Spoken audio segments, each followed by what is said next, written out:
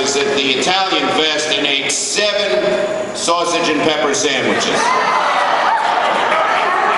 And so I can sort of smell the Myrtle Avenue nice odors and all of that. Anyway, I just want to thank everybody for turning out. Len Lenahan is a great county chair. Always doing it with a smile. It's not an easy job. I want to thank my friends in countywide office, Kathy Hochul, who does a great job, and soon we hope a great Frank Sedita, who will be DA. Great to see both of them here. I know that Sam Williams, my friend from the UAW, was here, but had to go home because he has an illness in the family, and it's great to have Labor turned out for Joe, as Labor always knows to pick the right candidate. Now let me just say this. You know, 220 years ago, let's see, I'm trying to figure this out.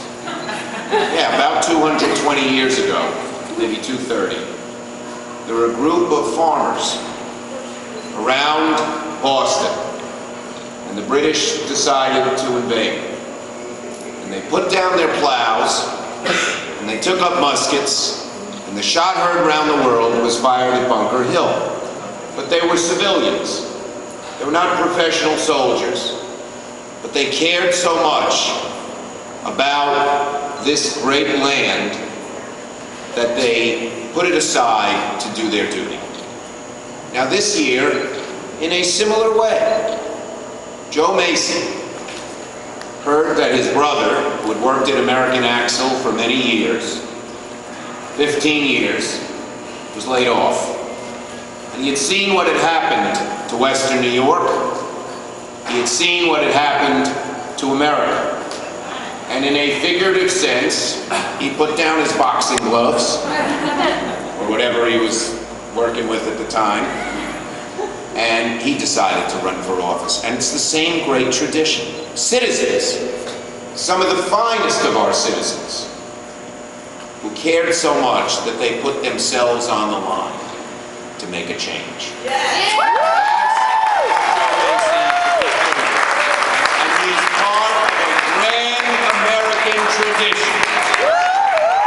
I want to tell you something, Joe. You got powerful forces against you. You know that. The Republican committee is probably throwing in, Senate campaign committees throwing in more money than they know what to do with. But guess who won at Bunker Hill? Those farmers. And guess who's going to win next Tuesday? Mesi.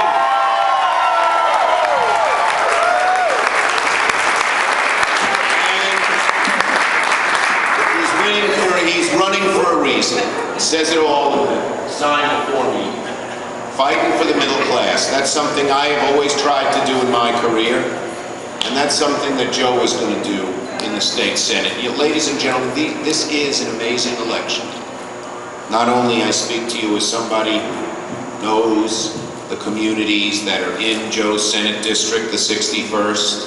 I know Tonawanda, and I know Amherst, and I know Lancaster, and I know Genesee County. Clarence, I guess, is in there.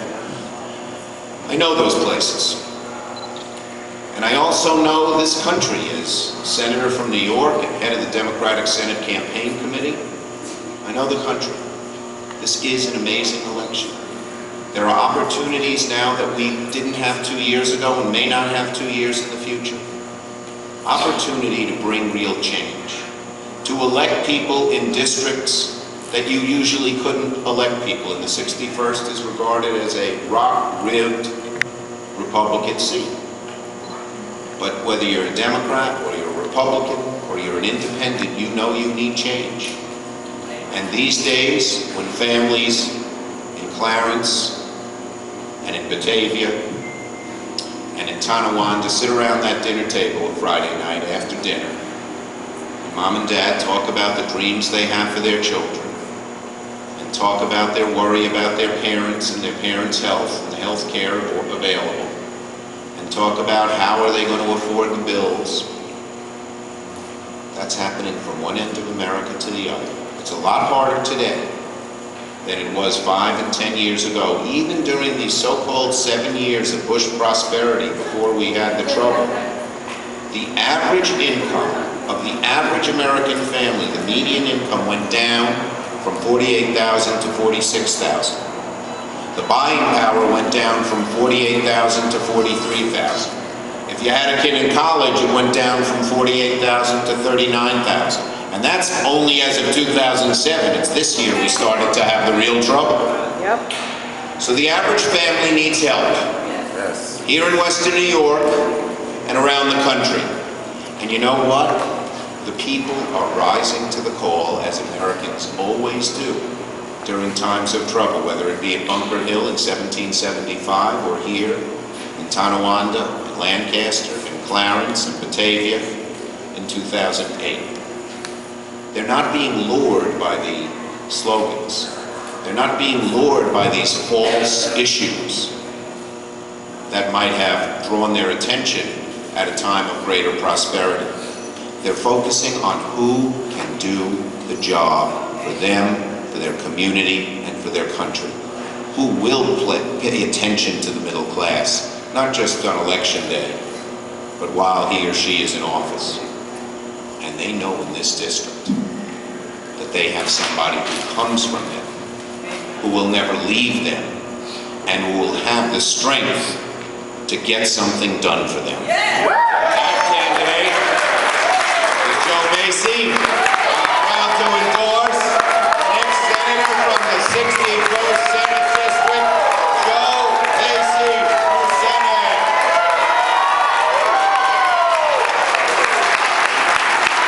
All right. Now, how many of you are going to volunteer? How many of you are going to get 10 people in the 61st district to vote for Joe between now